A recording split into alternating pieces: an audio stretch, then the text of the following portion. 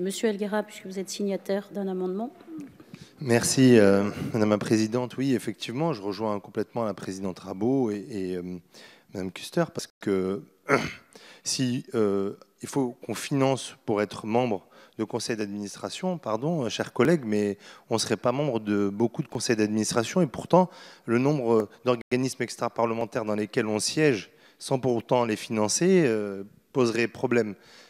Sur le fond, est-ce que faire la lecture de 3 amendements, faire le vote de 3 amendements liés qui n'ont à peu près rien à voir les uns avec les autres, mais bon, sur le principe, et moi c'est à cette question que je voudrais que vous répondiez, Monsieur le Ministre, c'est est-ce que vous êtes sur le principe d'accord pour que des représentants du peuple, que des députés, des parlementaires puissent siéger dans ce futur Conseil national de la musique? Voilà, merci.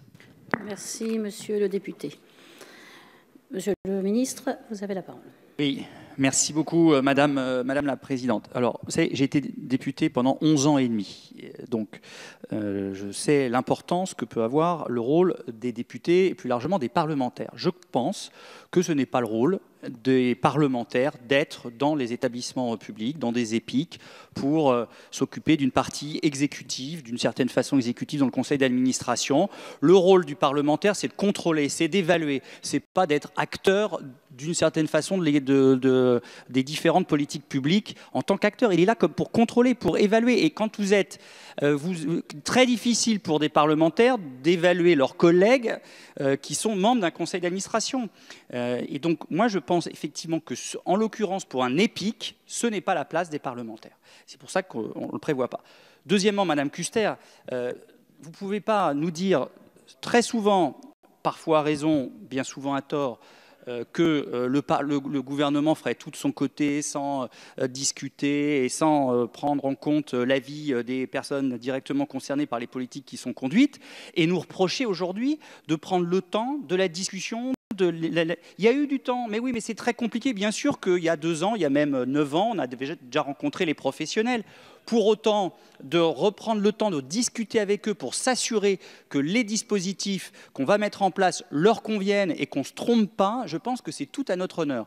Quant au budget et au financement, je ne vous ai jamais dit que ça allait être la décision du comité de pilotage. Le comité de pilotage d'ailleurs, qui n'est pas un comité de pilotage, qui est le comité opérationnel, c'est son nom, enfin ça veut dire un peu la même chose, je vous l'accorde, il va faire des propositions. Et ensuite, qui va décider? C'est les parlementaires, c'est donc vous, dans le cadre du projet de loi de finances, en lien avec le gouvernement.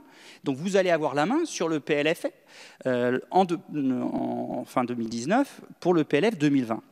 Voilà. Mais en ce qui concerne la composition du comité professionnel, essayons de travailler avec les professionnels pour qu'ils aient le sentiment d'être parfaitement représentés dans ce comité professionnel.